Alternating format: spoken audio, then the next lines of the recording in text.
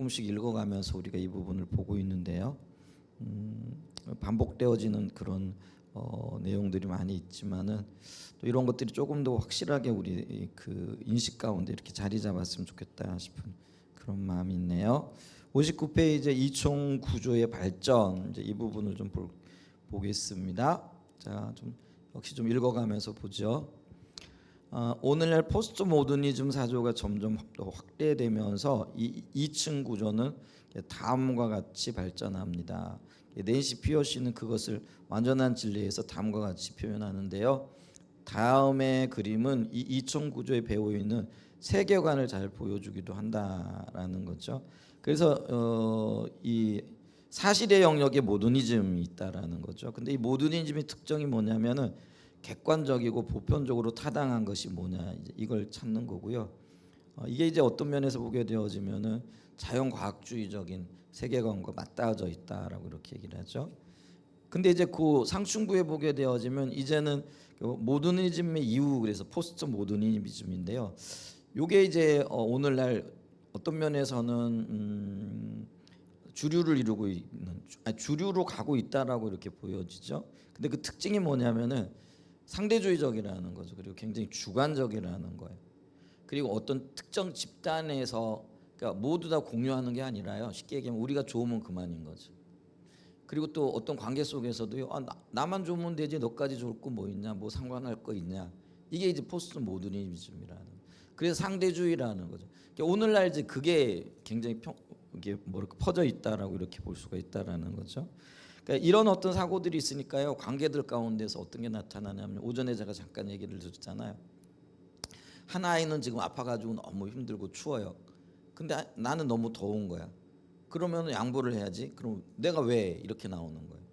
내가 편하면 내가 내 불편한 거 해소되어지면 되는 거지. 뭐 내가 다른 아이 불편한 거, 다른 아이 어려운 것까지 내가 왜 신경을 써야 되는 건. 이게 이제 어떤 면에서는요. 이게 포스트 모더니즘의 어떤 세계관 속에서 상대주의적이고 주관적이고, 그리고 어떤 특정 집단에서 보여지는, 어떤 면에서는 이런 것들이 그 이익 집단에서나 나타날 만한 어떤 일들이 나타난다라는 거죠.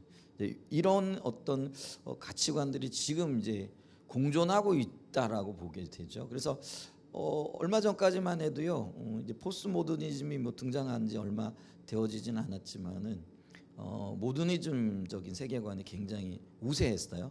근데 요즘은 이제 그걸 이제 넘어가 가지고 특별히 이제 뭐 이 MZ 세대들 참 이해하기 쉽지 않다라고 이렇게 얘기를 하는데, 우리 이번에 그 NW 하면서도요.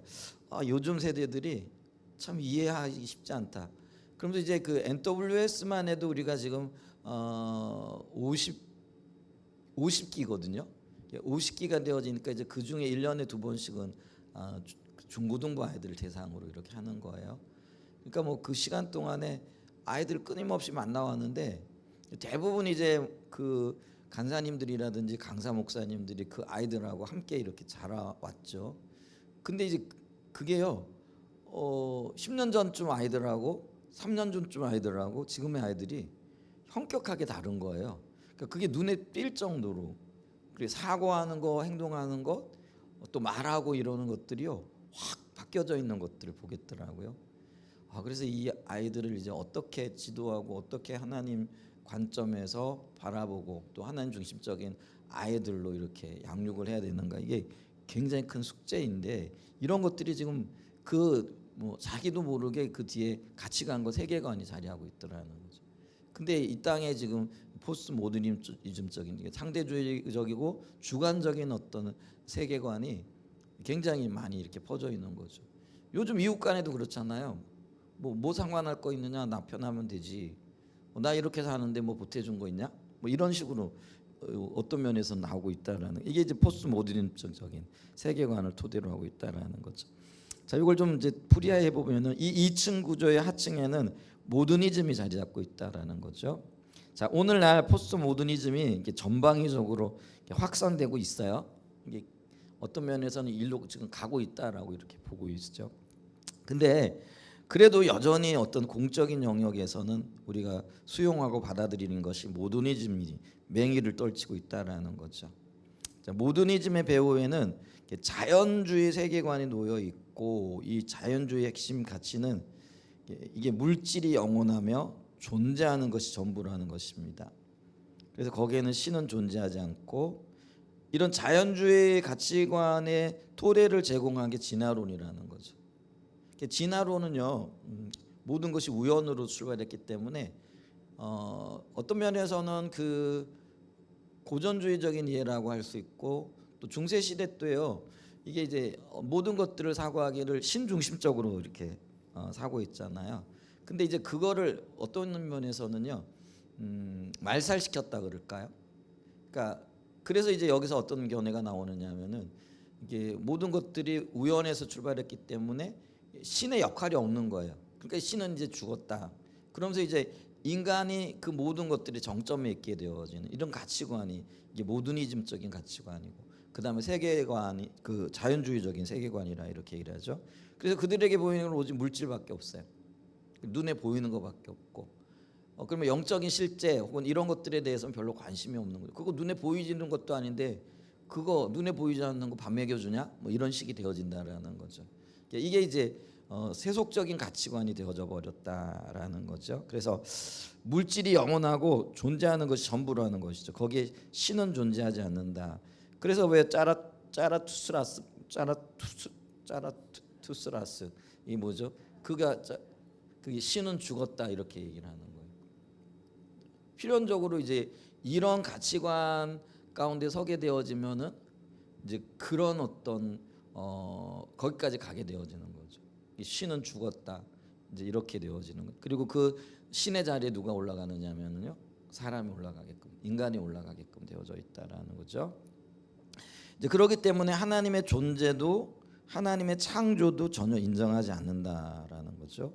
이 우주가 이전에 존재했고 현재 존재하고 앞으로도 존재할 모든 것이 되어진다라는 거죠.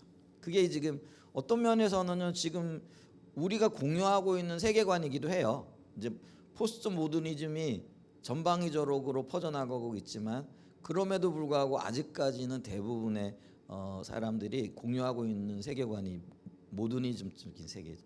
그러니까 이제 모더니즘이죠. 그리고 자연과학주의 기초를 하고 있고, 그러니까 이게 이제 진화론적인 어떤 배경을 가지고 있다 이렇게 보시면 되는 거죠. 그 다음에 이제 상층 여기 가치 영역에 해당되어지는, 하층이 아까 그 사실의 영역에 해당되어지는 거라 그랬잖아요. 근데 위층에는 이제 가치의 영역에 해당되어지는 건데, 이 상층에는 포스트 모더니즘이 자리 잡고 있다라는 거죠. 포스트 모더니즘에서는 이러한 객관적인 진리가 존재하지 않는다라는 거죠. 자, 미국 흑인 남자들, 여자들, 동성애자들, 또 어떤 집단이든 그 집단의 고유한 관점만 있을 뿐이라는 거죠. 어떤 모든 사회가 공유하는 게 아니라요, 어떤 한 특정한 집단 내에서 통용되어지는 어떤 것들이 있다라는 거죠. 예를 들면은요, 이렇다라는 거죠. 우리 여기 신탄진에만 해도 여러 교회가 있잖아요. 그러니까 우리 한사랑 예전 교회에만 공유되어지는 어떤 가치들이 있고, 또 저기 뭐 신탄진 침례 교회에서만 통용되어지는 어떤 것들이. 근데 이 두 교회는 서로 다른 거죠. 뭐 공유되어지는 것들이 없는 거죠. 그러면 이제 어떤 면에서 보게 되어지면은요, 이제 그래 우리가 예전에 보편적인 가치라고 따진다면은 한사랑 예전 교회에서 추구하는 것과 신탄진 침례교회에서 추구하는 것이 같은 어떤 공통 분모가 있었다라는 거죠. 근데 이제는 그 공통 분모가 존재하지 않는다라는 거죠. 서로 자기들의 어떤 주장만이 있다. 근데 그게 상대적인 것이 되어져. 그러니까 여자들과 남자들은 서로 다른 거죠. 그러니까 그들이 추구하는 것이 달라. 근데 예전에는 그렇지 않았다라는 거죠. 남자든 여자든 흑인이든 백인이든 같이 공유되어지는 것들이 있는데, 이제 그런 걸 찾아보기가 힘들다. 이게 포스트 모더니즘적인 어떤 세계관이라는 거죠. 그래서 그 집단의 고유의 관점만 있을 따름이라는 거죠. 포스트 모더니즘은 모든 관점, 모든 생활 양식, 모든 신념과 행동이 동일한 가치를 지니고 있다고 본다라는 거죠. 그래가지고 너한테 중요한 거, 그게 내가 중요하게 여기는 건 달라. 근데 네가 중요한 것도 중요한 거고 내가 중요한 것도 중요한 거야. 그러니까 서로 인정해줘야 돼. 이제 이런 어떤 논리가 나온다라는 거죠. 자, 그래서 그런 어떤 동일한 가치를 지니고 있기 때문에 나오는 게 뭐냐면, 그래서 이 상층부의 한 특징은 도덕적 상대주의라는 거죠. 자, 이 도덕적 상대주의가 뭐냐면 그것이 기독교인이든지 동성애자들의 관점과 생활 방식이든지 예를 들어 AI를 자기들의 신으로 믿는 사람들의 관점이든지 자신들이 가지고 있는 고유한 관점이 자기들에게는 옳은 거라는 거죠.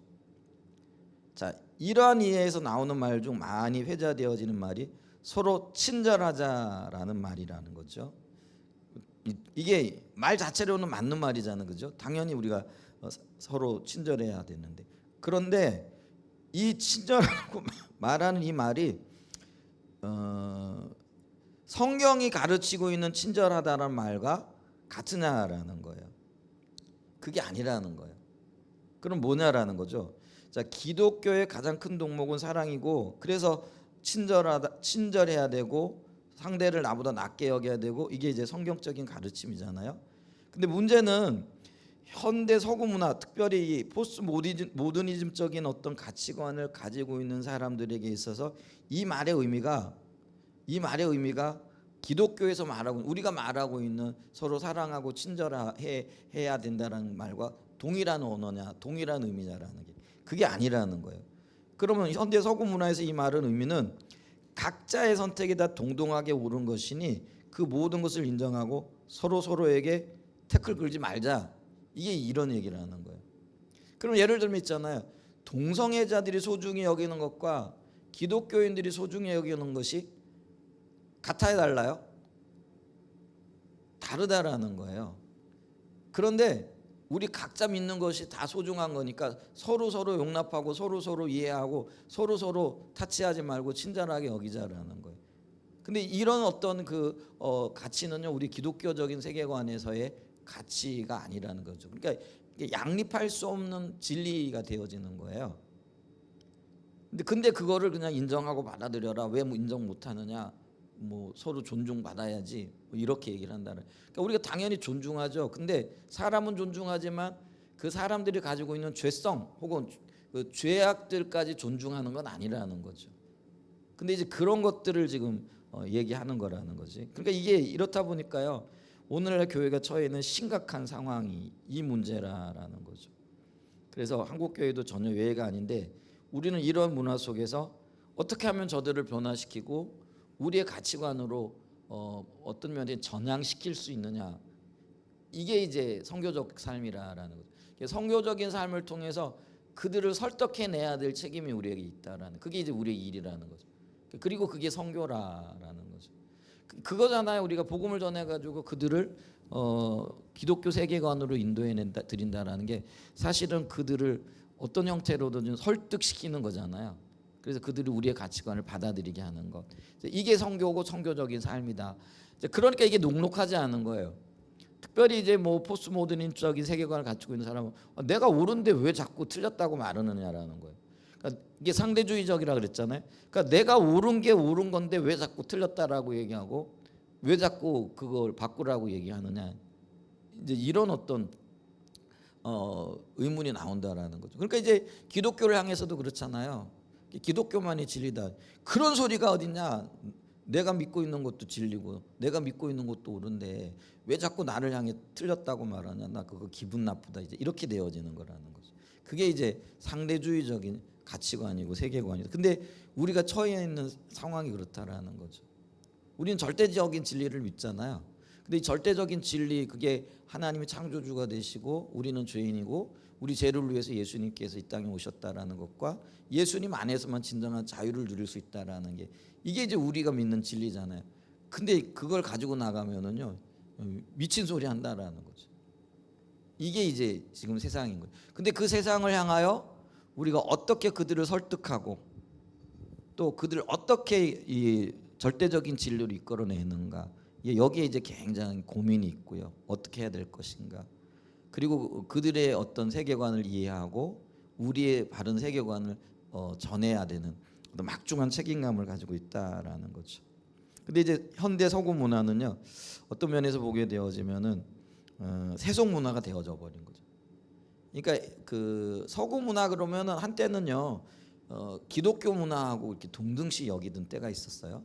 근데 이제는 뭐 서구 문화 그러면은 세속 문화 이렇게 보는 거죠. 기독교하고는 전혀 상관없는 거. 어떤 의미에서 보게 되어지면은 우리나라에 처음에 복음이 들어올 때도 그 서구 문화의 어떤 한 이름을 가지고 왔잖아요. 근데 그 뒤에 뭐가 있는 거죠? 기독교적인 가치관이 있는 거죠. 물론 이제 그게 좀 짬뽕이 되어져 있긴 하죠. 그들이 예를 들면은 그 우리나라의 그 세국 정책을 펼칠 때 뭐 제너럴 쇼머논과 같은 상선이잖아요.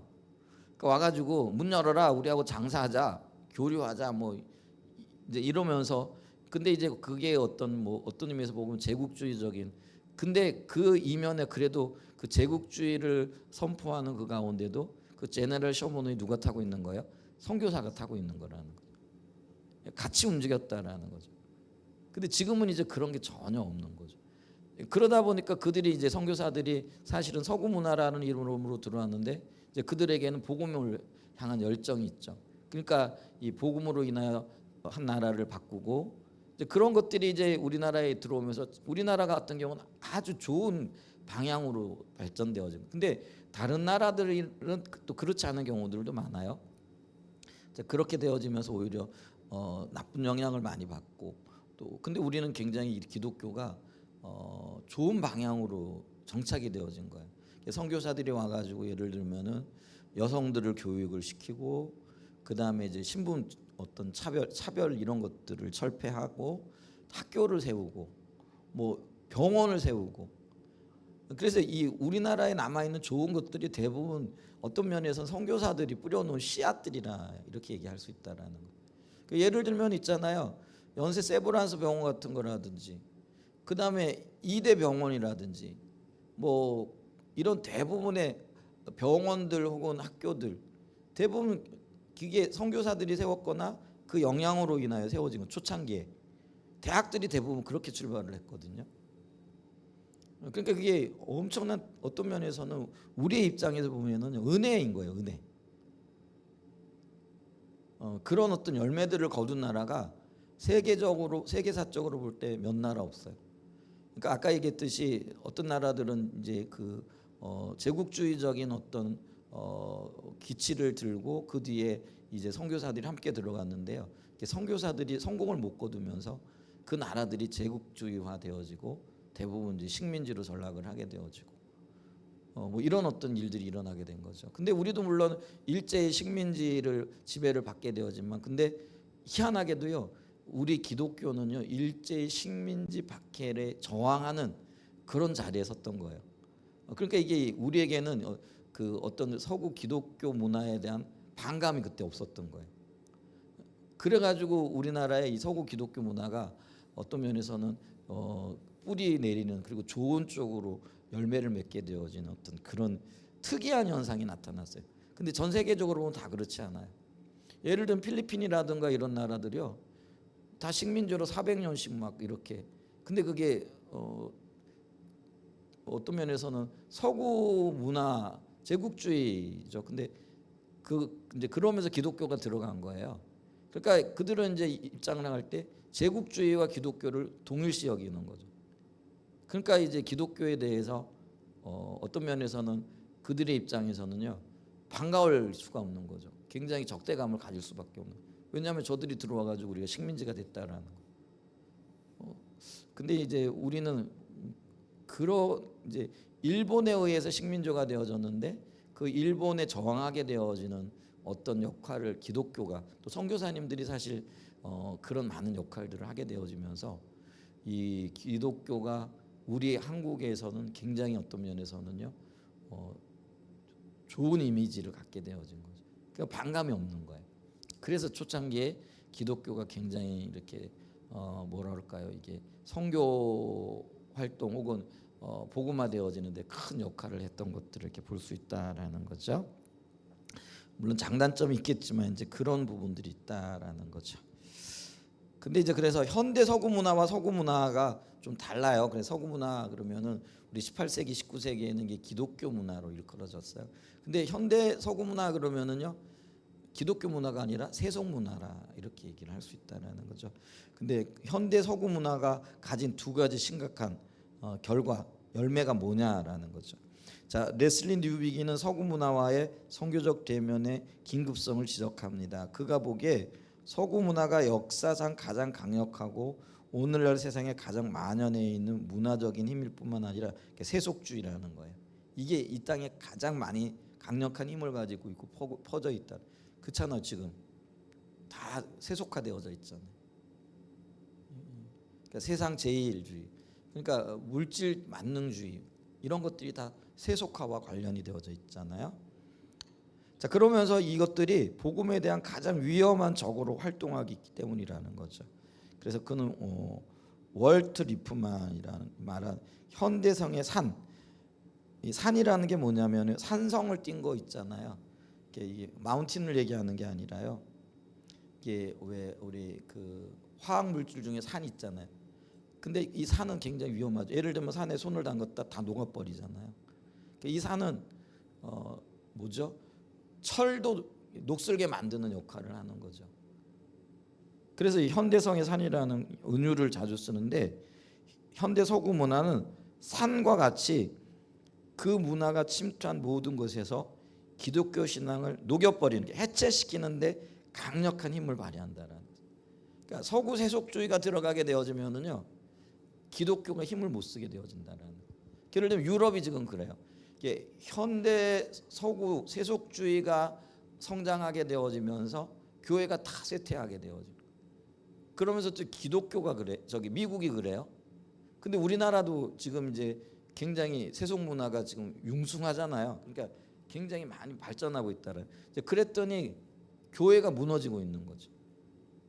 그래서 이게 산에다 비유한. 그러니까 산은 들어가면 모든 걸 다 녹여버리는 거죠. 해체시켜 버린다. 이런 일들이 일어나고 있다라는 거죠.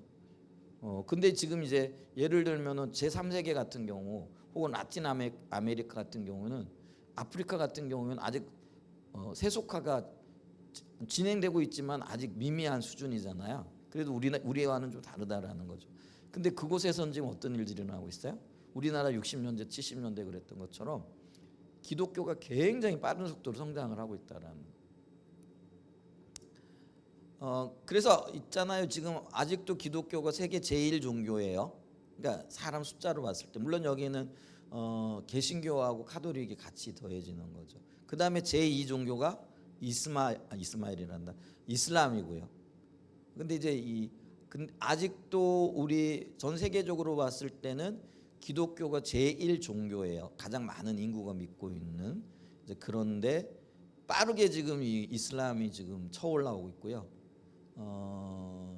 근데 이제 원인 중에 하나가 세속화라는 거죠. 근데 이제 이슬람이 들어가 있는 나라들은 대부분 지금 어때요? 그 세속화를 그러니까 이제 지금 예를 들면은 그 현대 서구 문화와 대척점에 서 있는 게 이슬람 문화라고 보시면 돼요.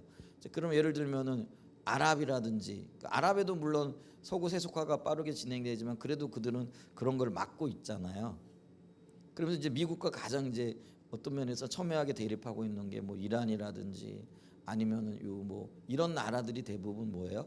이게 이슬람 국가잖아요. 그러니까 그들은 어떤 면에서는 저항하고 있는 거죠.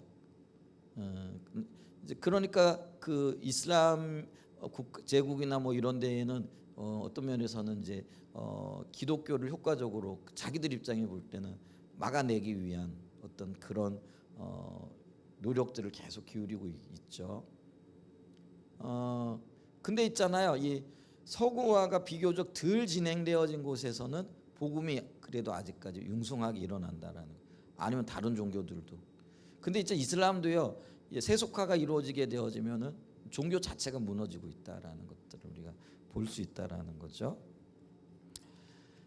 그래서 이제 이 강력한 힘을 발휘한다라는 게 입증되고 있는데 그래서 예를 들면은 이제 서구화가 이루어진 그러니까 세속화가 이루어진 국가에서는 교회가 크리스찬들이 줄어들고 유럽과 미국과 우리나라도 마찬가지고요. 근데 반면에 이게 덜 진행되어진 곳 아프리카, 남아메리카 그리고 아시아 중에서도 못 사는 국가들 있잖아요. 그러니까 서구화가 덜 진행되어졌다, 세속화가 덜 진행되어졌다 이렇게 보는 거죠. 그곳에서는 아직도 복음이 굉장히 왕성하게 일어나고 있다 이렇게 보고 있다라는 거죠.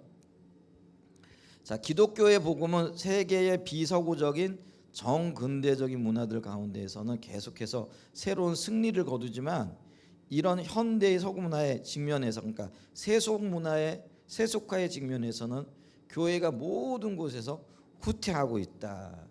이게 이제 지금 전 세계적인 현상이고요. 이게 이제 어떤 면에서는 그 영적인 전쟁에서의 진단이라 이렇게 볼 수 있는 거죠. 그래서 낸시 피어시는 이 현대 서구 문화의 영역으로 나타나고 있는 심각한 결과 중에 핵심적인 두 가지를 제시하는데, 이것이 우리나라에서도 현재 일어나고 있는 일이라고 생각하는데, 그게 뭐냐면 하나는 우리의 자녀들을 잃어버리고 있는, 이게 다음 세대들을 잃어버렸다라는 거죠. 그러니까 세속화라는 게요, 우리 기독교적인 관점에서 보게 되어지면은 죄악의 증가라고 이렇게 얘기를 할 수 있고요. 또 어떤 면에서는 근데 이제 그들의 입장에서 보게 되어지면은 인간의 가치의 어떤 승리라 이렇게 얘기할 수도 있겠죠. 그래서 자기 마음대로 하고 싶은 거, 또죄 짓고 싶으면 죄 짓는 것, 이런 게 이제 자유라고 생각을 하고요. 즐기는 것들이 그들의 어떤 특권이라고 생각을 하는 거죠. 그러니까 이런 어떤 문화 속에 있게 되어지면은요, 그게 다 이제 우리 다음 세대들이 노출되어지고요. 그러니까 영과 혹은 육이 다 병들어가고 있는 것들 이렇게 보게 되어져. 가치관이 지금 굉장히 혼란한 가운데 있고요. 그래서 요즘 보게 되어지면은 초등학교 학생들로부터 시작해가지고요. 우리가 이제 흔히 보편적인 도덕관념이라고 하는 것들이 다 무너져 있는 것들 이렇게 보게 되잖아요. 그래서 그들은 있잖아요, 죄의식 없이 예를 들면은 사람을 괴롭히고 이렇게 왕따시키고, 사실 이게 사람이 사람을 배척하는 거요, 그거 굉장히 죄잖아요. 근데 그들은 그런 것들이 죄라고 생각을 안 하는 거죠. 불편하다라는 거예요. 보기 싫다라는 거예요. 나하고 다르고 약한 거는 당연히 어떤 면에서는요, 제거되어야 될 대상이고 아니면은 멸시받아야 할 대상이고, 또 자기들과는 상관없는 대상이 되어질 수 있다라는 거죠. 이런 사고들이요, 우리의 자녀들이 가지고 있는 사고들인 거죠. 그러니까 이제 이런 사고를 가지다 보니까요, 보편적인 진리뿐만 아니라 절대적인 어떤 진리 가치를 주장하고 있는 기독교의 기독교를 볼 때 그들은요, 이해가 안 되는 거죠. 그러니까 다들 교회를 떠나는 거예요. 지금 이제 통계적으로 점점 더 이렇게 심각하게 나타나고 있는 것 중에 하나가, 예를 들면은 몇 년 전만 해도 영국의 대학생들 중에 정기적으로 교회 나와가지고 예배를 드리는 인원이 3%, 그러니까 영국 자체가 지금 그렇죠. 근데 있잖아요, 얼마 전까지만 해도 우리는 5% 이렇게 얘기를 했어요. 근데 지금 우리도 점점 이제 그 청년들의 숫자가 떨어지고 있는 거죠. 그래서 있잖아요, 교회마다 지금 우리 침례교도 마찬가지일 거예요. 근데 장로교, 감리교 없이요, 교회 50% 이상이 주일학교 자체가 없는, 그러니까 아이들이 한 명도 없는 거예요. 그럼 청년들은 더 하겠죠. 그러니까 이제는 교회 안에 다음 세대를 찾아보기가 너무 힘든 거죠. 그나마 다음 세대들 몇 명 있다, 그것도 감덕지한 거죠. 어떤 표현을 보게 되어지면 너무나 감사한 거죠. 그러니까 이 다음 세대들이 다 교회를 떠나는 거예요. 그러면 이제 이렇게 얘기했겠죠. 그 저출산 문제 아니냐. 근데 아니요, 저출산보다도 이런 감소폭이 훨씬 더 크다라는 거예요. 그럼 이거는 꼭 저출산의 문제이기보다도 어떤 문제라는 거예요? 영적인 문제이고요, 세속화의 문제라는 거죠.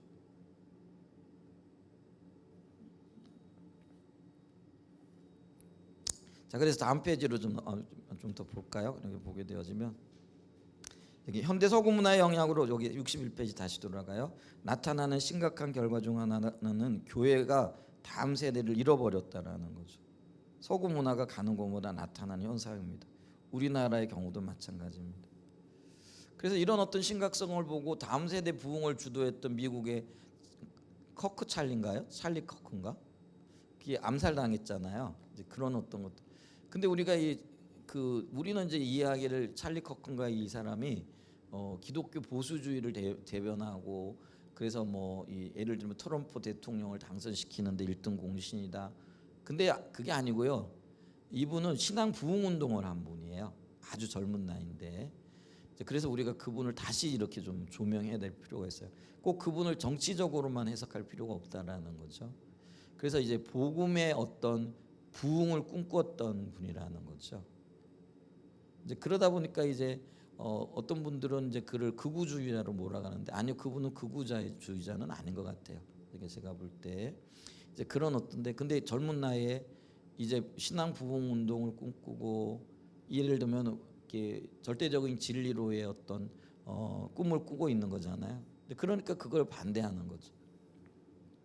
그러니까 이제 암살을 당하게 되는 젊은 나이에 암살을 당했어요.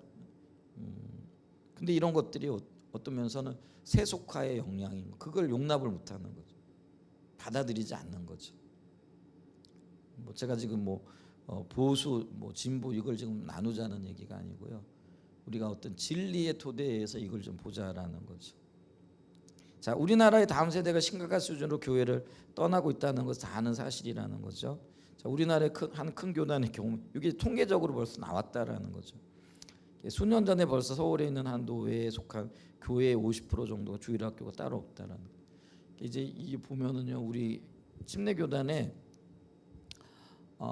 주일학교 공과 같은 거 있잖아요. 그러니까 예전에는 주일학교 학생들이 많으니까 공과 수요가 굉장히 많았거든요. 근데 지금 이제 어떤 현상이냐면은 그 공과를 교회 학교 세운다라는 걸 공짜로 나눠줘요. 옛날에는 그거 한 건당 5,000원씩 뭐 이렇게 다 샀거든요.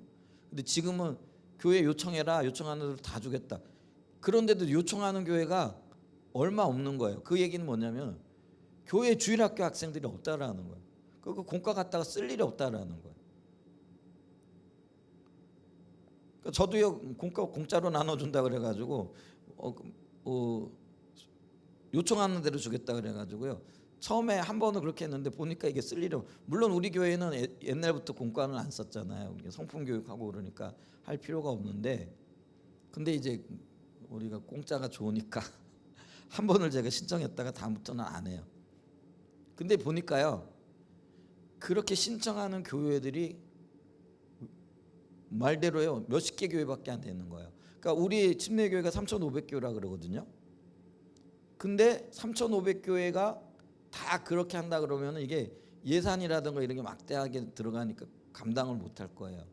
근데 제가 보니까 몇십 개의 교회가 안 되는 거예요. 그러니까 그 얘기는 뭐냐면요 주일학교에 아이들이 없다라는 거예요. 그러니까 공과를 그냥 나눠준다, 무상으로 나눠준다 그래도요 이게 안 가져가는 거예요. 없으니까. 그런 현상이 지금 나타나고 있다라는 거예요. 자, 수년 전에 벌써 서울에 있는 한 노회 장로교인가 봐요. 노회라고 얘기하니까 속한 교회 50% 정도가 주일학교가 따로 없었다라는 거죠.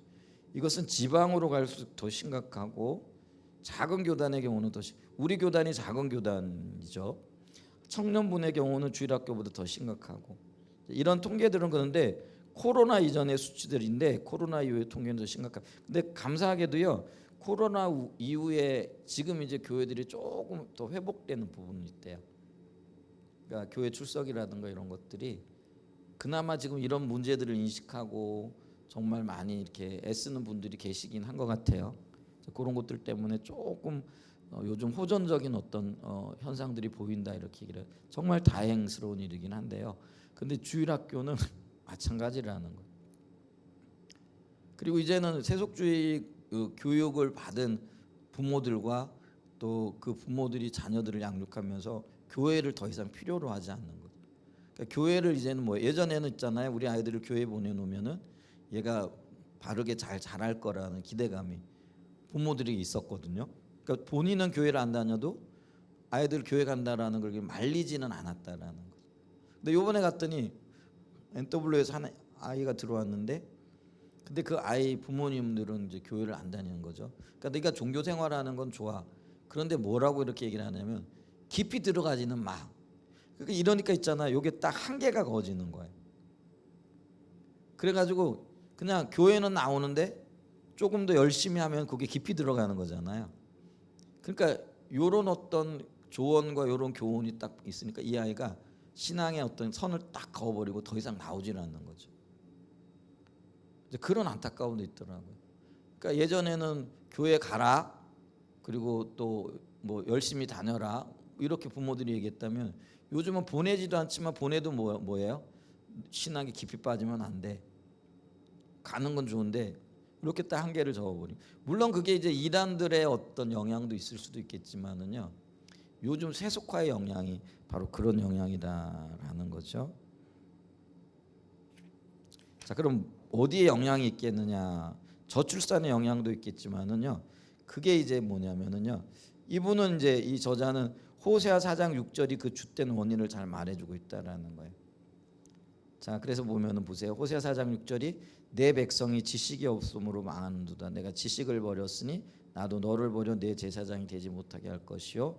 내가 하나님의 율법을 잊었으니 나도 내 자녀들을 잊어버리라. 그러면서 이제 요걸 설명합니다. 어른 세대가 호세아 이사야 시대처럼 하나님을 떠났죠. 종교적인 의식들은 나름대로 남아 있을지 모르지만 그들은 하나님과의 친밀한 교제에서 떠났고 하나님의 목적에는 관심조차도 없고 그들은 신앙 자체를 몇 가지 종교적인 의식들을 행하는 것으로 전락시켜 버렸고 하나님은 그들의 삶에서 그들의 세상적인 목적을 위한 수단으로 전락해 버렸습니다. 그들은 하나님의 뜻과 길에 대해서 관심조차 없고 철저하게 하나님의 길을 떠나 세상의 방법대로 살고 있습니다. 이게 세속주의 혹은 세속화가 교회 안에서도 그대로 진행되어졌다라는 거죠. 그래서 그만큼 심각하게 그들은 하나님을 버렸음에도 불구하고 나름대로 종교적인 의식들을 여전히 하고 있기 때문에 자신들이 하나님을 버렸다는 사실조차도 모르고 있습니다. 그들이 그렇게 하나님을 떠난 결과 하나님의 임재와 하나님의 실제적인 역사들, 즉 하나님의 생명이 하나님의 백성들과 교회의 삶에서 철저하게 거쳤다라는 거죠. 이게 이제 어떤 의미냐면요. 신앙이 세속화되어지니까요. 하나님을 진심으로 안 찾는 거죠. 그러니까 당연히 이게 하나님의 생명이 거쳐진 게 되어진 거죠. 이제 그런 현상들을 우리가 지금 보고 있다라는 거죠. 이제 그러면서 교회의 십자가만 남아 있는 거죠. 상징으로서의 십자가만 남아 있는 거죠. 근데 십자가의 능력은 사라져 버렸다라는 거죠. 그게 이제 교회 침체의 가장 큰 원인이다. 그래서 이게 어떤 면에서 보게 되어지면은요. 교회가 굉장히 세속화되어지고 사회가 그렇다 보니까 교회가 그걸 용납하고 받아들인 거죠. 그리고 따라가게 된 거죠. 그래서 그런 영향들이 지금 우리 가운데 나타나고 있다라는 거죠.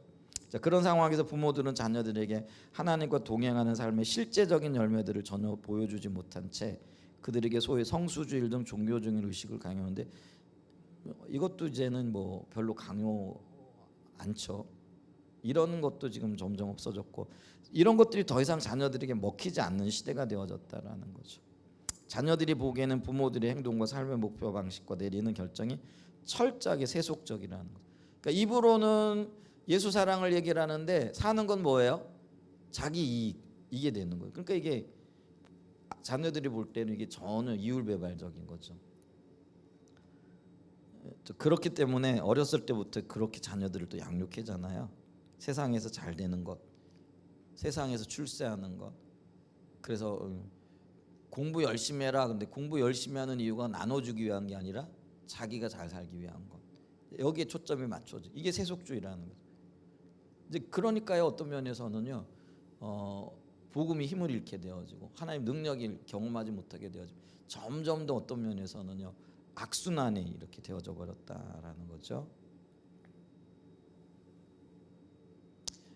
그래서 거기다가 이제 63페이지 보면은 우리나라에도 매우 널리 퍼져 있는 현대 서구 문화의 영향 또한 우리의 자녀들이 신앙을 떠나는 큰 원인 중에 하나라고 확신합니다. 그래서 지금은 어느 때보다도 우리의 자녀들을 올바른 신앙의 가치관과 하나님의 길로 향하는 삶뿐만 아니라 성경적인 세계관으로 무장시켜야 할 절실할 필요가 있는데 그래서 바른 가치관과 세계관을 가지게 되어지면은요 이런 세속주의적인 어떤 시류들을 극복해낼 수 있을 뿐만 아니라 오히려 변화시켜 갈 수 있게끔 되어져 있다라는 거죠. 근데 이 서구 문화의 모든 밑바탕에 뭐가 있다라는 거예요? 진화론이 놓여 있다라는 거죠. 그래서 현존하는 모든 우주와 인간을 포함한 그 안에 있는 모든 생물이 어떻게 존재하고 되었는지에 대한 설명이 요구되는데 현대 서구문화는 그것을 진화론으로 설명한다라는 거죠. 그리고 그것을 과학에 기초한 사실로 전제하고요. 그래서 진화론은 모든 사람들에게 구속력 있는 것으로 받아들여지고 모든 공교육에서 과학적인 사실로 어려서부터 가르치고 주고 있습니다. 그 결과 사람들의 사고와 삶에서 어려서부터 하나님은 배제되고 성경 이야기는 비과학적인 것으로 사실이 아닌 개인적인 신념에 불과한 것으로 치부됩니다. 인간의 삶의 해석적, 인지적 역할을 수행할 수 있는 하나님은 더 이상 존재하지 않습니다. 도덕적 기준도 더 이상 존재하지 않습니다. 오늘날의 대학은 전 분야에서 이러한 사조들로 무장되어 있습니다. 대부분의 교수들이 다인주의가 뒷받침된 사조로 무장되어 기독 학생들을 바보로 여긴다. 이게 참 비극적인 이야기예요. 누구 말 맞다나 점심시간에 간식으로 잡아먹기 위해 대기하고 있습니다. 그 결과 수많은 젊은이들이 기독교 신앙을 떠나고 때로는 아예 신앙을 갖지 못하도록 차단됩니다. 그러면서 여기 한 좋은 예로 패트릭 글린이라는 분의 예를 드는 거죠. 그는 카톨릭 가정에서 자랐고 아주 독실한 신앙을 가진 아이였습니다. 공식적으로 허용된 나이보다 어린 나이에 성사를 시중드는 아이가 되었습니다. 그만큼 열심히였기 때문에 그렇겠죠. 그는 카톨릭 학교를 다니는데 그 학교 도서관은 성자들의 생애를 다룬 책들이 전체 책의 반이나 차지할 정도였다고 합니다. 그런데 이 아이가 중학교 1학년 때 선생님이 수업 시간에 진화론을 소개했습니다. 그는 자기가 그동안 배운 것과 다른 것을 즉시 알아차리고 수녀에게 만일 다윈의 이론이 옳다면 성경에 나오는 창조 이야기가 어떻게 사실일 수 있느냐고 물었습니다. 그 수녀는 얼떨떨한 표정을 지었고 그때부터 의심의 씨앗이 그의 마음속에 뿌리를 내렸습니다. 그게 이제 그런 게 과학책에 나오고 또 과학 교사가 얘기하니까 자기 종교적인 교육과는 이제 차이가 있잖아요. 그래서 이거를 종교 지도자에게 물었다라는 거죠. 근데 그 대답이 시원치 않았다라는 거죠. 설명을 못 해준 거죠. 그러니까 이게 뭐야 이게? 그럼 내가 배운 게 문제가 있는 거야? 학교에서 배운 게 진리인 거야? 이러면서 생각이 굳어지게 되어졌다라는 거죠. 근데 이 교사들의 영향이 굉장히 중요하더라고요. 특별히 근데 이번에 제가 어떤 이야기를 들었냐면 대안학교에서 대안학교가 이제 뭐 예를 들면 기독교 학교잖아요. 근데 과학 시간에 가르치면서 선생님이 한마디를 하는 거예요. 뭐라고 얘기를 하냐면 나는 빅뱅 이론을 믿는다.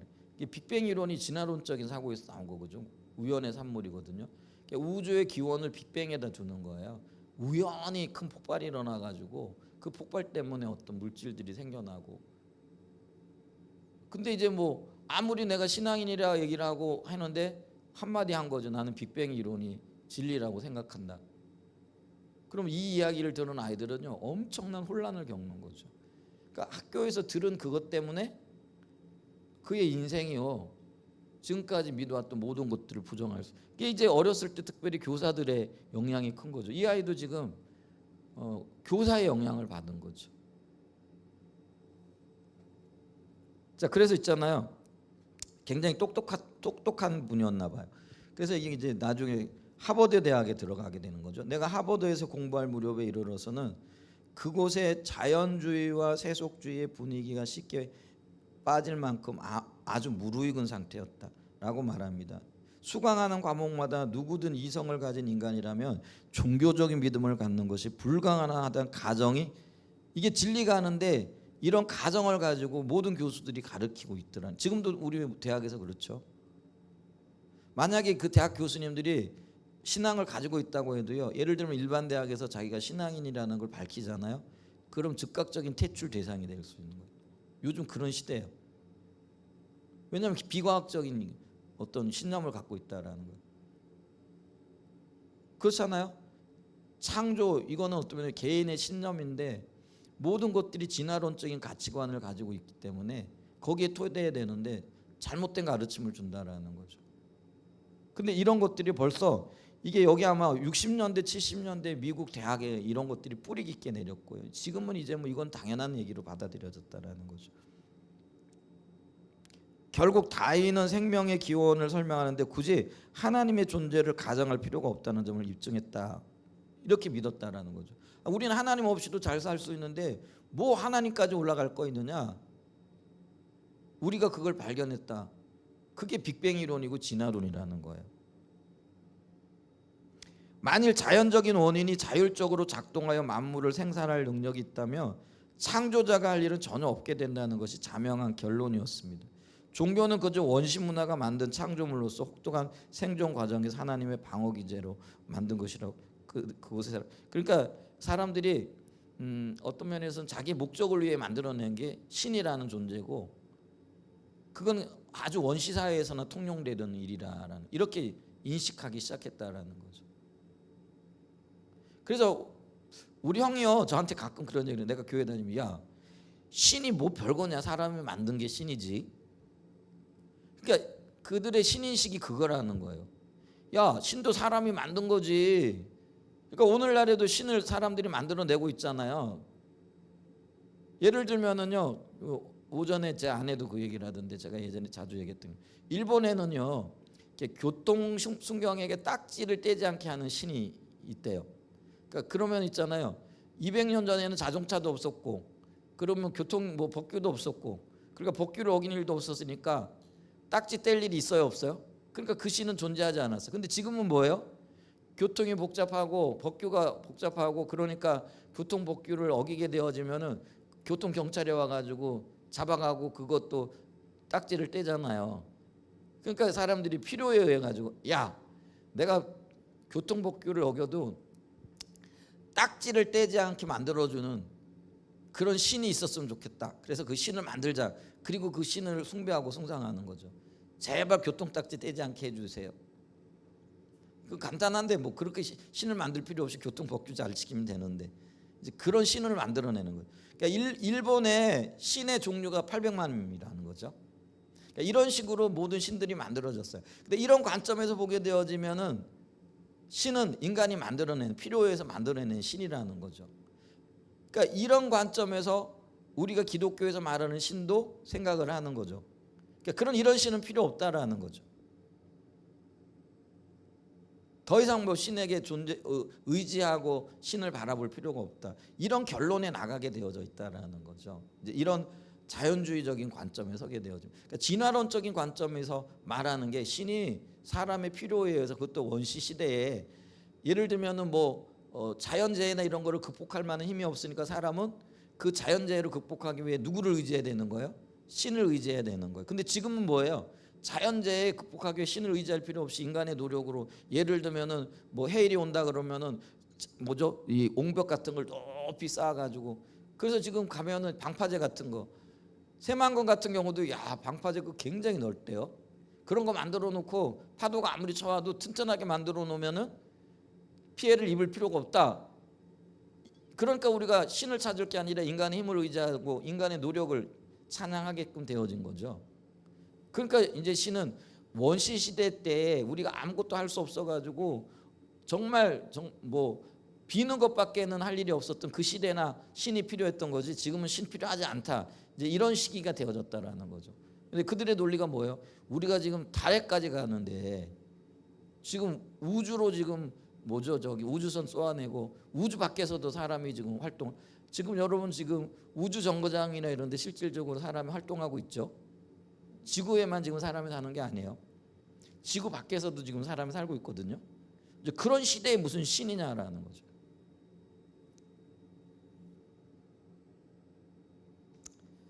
근데 그가 대학원을 졸업할 때쯤 내린 결론은 이제 패트릭 글린이라는 분이에요. 하나님은 없고 영혼도 없고 내세도 없고 우주에 어떤 고유한 정의도 없다는 것이었습니다. 그는 그러한 세계관이 현실지라고 생각하면 이제는 신에 대해서는 잊어버리며 살았다라는 거죠. 당신은 이러한 이야기가 오로지 글린의 이야기뿐이라고 생각합니까? 책들을 보면 오늘날 다양한 분야에서 교회를 심각하게 대적하면서 세속적인 철학의 전도사 역할을 하고 있는 많은 사람들이 어렸을 때 교회에 열심히 다녔던 사람들입니다. 그중 일부는 그들의 표현으로 거듭나는 경험도 했습니다. 그런데 그들이 신앙을 버리고 그렇게 된 핵심 중 하나가 바로 진화론 때문이라는 거죠. 그런데 다행히 패트릭 글린의 경우에는 해피엔딩으로 이야기가 끝난다라는 거죠. 학교를 졸업하고 20년이라는 세월이 흐른 후 그는 삶에서 개인적인 위기를 겪습니다. 아마 그게 죽음과 관련되어진 얘기일 수도 있고요. 자녀와 관련되어진 일일 수도 있고요. 아니면 질병과 관련되어진 일일 수도 있겠죠. 근데 우리 모두는 그런 위기를 겪게 되어지는 거죠. 그 후 그는 그때까지 확신하고 있던 이성주의와 자연주의에 대한 의문을 품기 시작했습니다. 그리고 찾기 시작했습니다. 그는 마침내 그에게 하나님의 존재를 되찾아준 여러 갈래의 논증을 열거했는데 거기는 물리적 우주에 나타나 설계를 가리킨 놀라운 증거들도 포함되어 있습니다. 그리고 그는 하나님 그 증거라는 책을 썼다라는 거죠. 그래서 요즘은 이제 오히려 과학이 더 발전하게 되어지면서요. 예를 들면 물리학이라든가 이런 쪽에서요. 이렇게 정교한 어떤 이 존재가 과연 우연히 생겨날 수 있을까? 이런 의심을 오히려 역으로 하게 되어졌다는. 그래서 우주의 어떤 이런 그 움직임, 예를 들면은요, 태양이 지구가 조금만 가까우면은요, 태양이 지구의 모든 사람들이 타 죽어 버린대요. 근데 조금만 멀어지면 어떻게 되는 거예요? 다 얼어 죽는 거죠.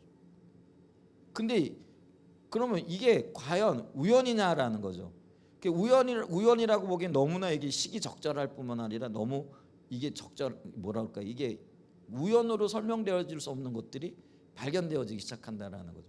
그러면서 이제 많은 사람들이 그렇다면 절대적인 어떤 존재가 있어서 이거를 누가 설계하지 않았을까? 이게 지적 설계라는 거죠. 그러니까 창조에 대한 이야기를 다른 이야기로 이제 지적 설계로 보는. 근데 어쨌거나 있잖아요. 진화론도 가설이에요. 여러분 지금 진화론을 우리가 믿고 있는데 진화론이 진리로 받아들이는 게 아니니까, 예를 들면 정설로 받아들이는 게 아직까지 가설로 존재하거든요. 그 가설이라는 건 아직 증명되지 않았다라는 거예요. 근데 증명되지 않은 가설을 사람들은 마치 종교처럼 받아들이고 그걸 믿고 있다라는 거죠. 그리고 그거를 예를 들면 기독교를 공격하는 가장 최첨단에 세우고 있다라는 거죠. 그럼 이제 예를 들면 창조도 창조론으로 보거든요. 그러면 그러니까 창조도 가설이고 진화론도 가설이라는 거예요. 창조론 이론이라는 거예요. 그 다음에 진화론 그것도 이론이라는 거예요. 그럼 객관적으로 비교하면서 봐야 되고, 예를 들면 학교에서 가르칠 때도 같이 비교하면서 가르쳐야 되잖아요. 근데 창조론은 안 가르치거든요. 진화론만 가르치거든요. 그게 200~300년 어간에 우리 가운데 일어났던 자연과학주의적인 어떤 가치를 가진 사람들이 아예 작심하고 종교를 사람의 삶에서 배제하기로 했다라는 거죠. 근데 그 영향력이 지금 나타나고 있다라는 거죠.